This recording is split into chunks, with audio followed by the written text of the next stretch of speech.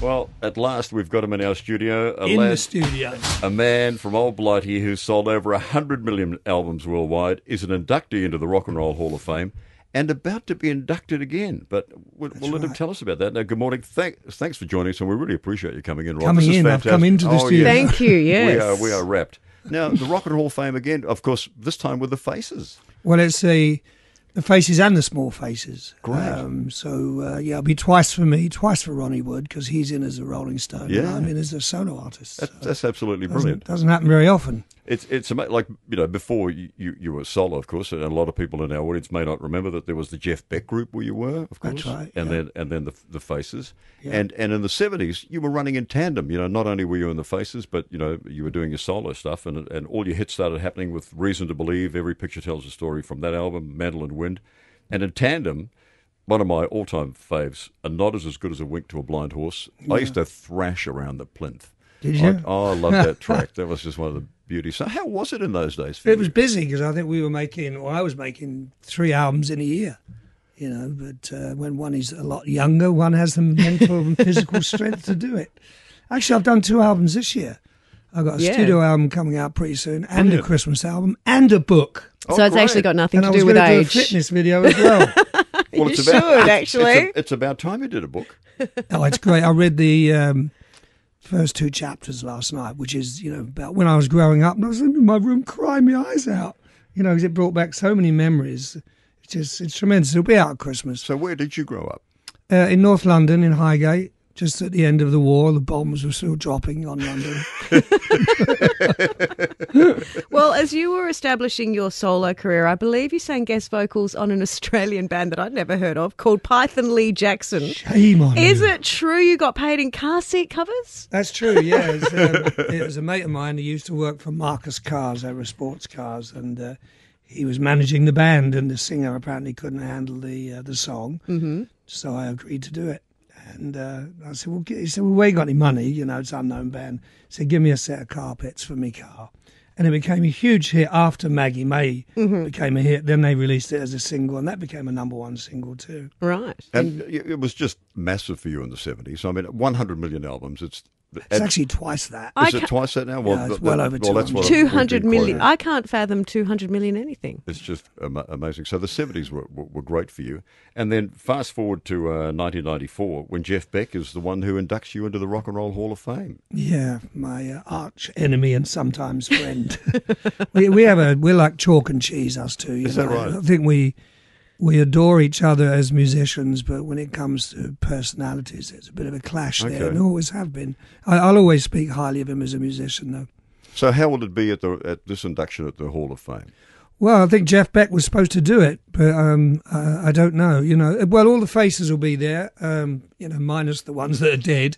So that's and it's on April the 14th, and we'll probably do 2 or 3 numbers. Fantastic. It's unfortunate that it's not shown around the world. It's not even broadcast. So. It's a shame that really. It is a shame, yeah. All the other awards things are, yeah. I see how it's 200 million now, because by 2002 you'd sold over 100 million records, and that was before the release of the Great American Songbook albums, which has probably reached a whole new audience. Have you loved that experience? Yeah, absolutely. It came about as a work of love, really, because I grew up with all those songs, with my parents and my brothers and sisters.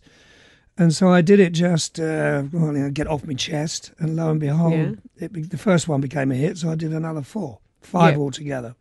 It must be fun to record. I can't imagine that it would. They really are a challenge for any singer. Because where did you record those, Rod? Or in the States. Yeah. Invariably, I wasn't even in the studio when the tracks were done. The tracks were all done in New York, and I did the vocals in Los Angeles. Now, the other thing, let's get back to the tour. This tour, of course, is Rod Stewart, The Hits, which is great for the fans. Now, you did this in Hyde Park recently to a massive crowd? Yeah, I think we had 50,000 in Hyde Park. Fantastic. And I'm also doing Vegas now, which I'm thoroughly enjoying at Caesar's Palace.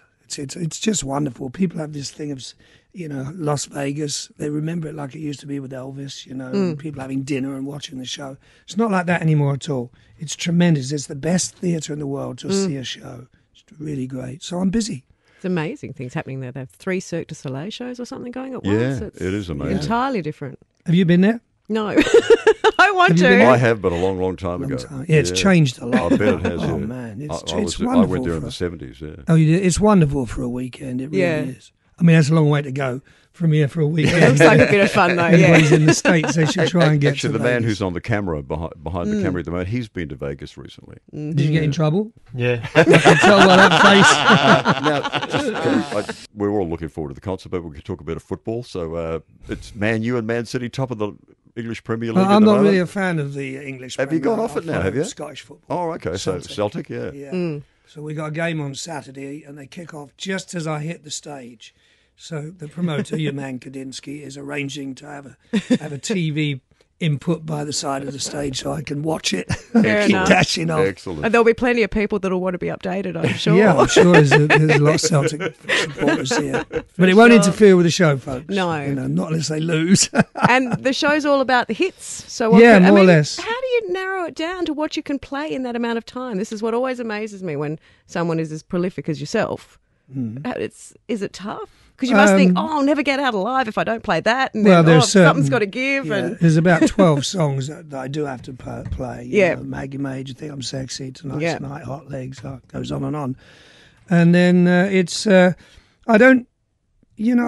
want to please the audience, but I want to please myself too. yeah, The audience come first. Yeah. So, and it is a hit show. There's no American songbook. Mm-hmm. We don't do any of that stuff. Yeah. It's a very lively show. There's 15 in the band, Great. 6 women. Brilliant. A record, Sounds I'd imagine. Excellent. Excellent. Excellent. We did a show in Paris the other night, and the promoter, as we came off, he said, "Oh, sexy band." He went, so that's what I call my band now, sexy band. Sexy band. Excellent. Excellent. I think you should please yourself, and then the audience will be. They can't Oh, help the but be audience pleased. pay my wages. Yeah. And I mean, you're in good nick. How do you keep yourself in such good shape? Thank you. Well, I do work at it. I was in the gym this morning. do you but still it's just- play a bit of football? Oh yeah, I play for play in California in a vets league. It's over 50s. When I say vets league, people think it's people that look after dogs and cats. You But keep it's, having kids, so you've got someone to kick a That's ball true. around Yeah, with. yeah, they So always this is the keep you key young. to it. Yeah, they do actually. I mean, I'm at my age. I'm so honoured to have a year old. He'll be a year when we're in Sydney.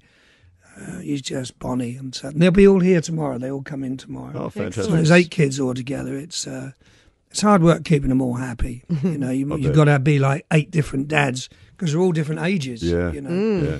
Now, you're the second major star that I've met that's into model trains. Get away. Who's the first? Neil Young.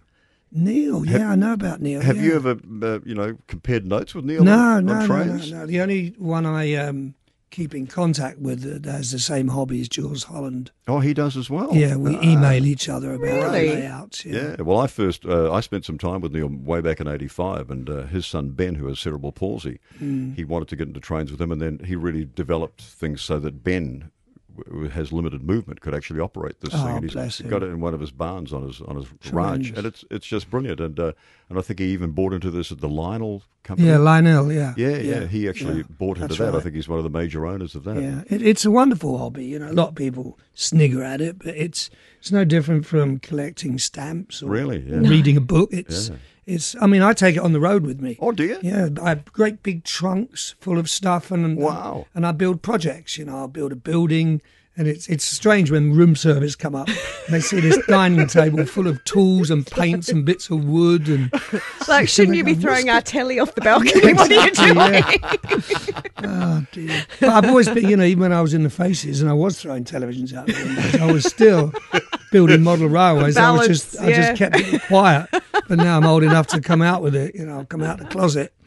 After all this, with the excitement, I've got to. We'll probably have to edit the interview a little bit. But can I just go? Why?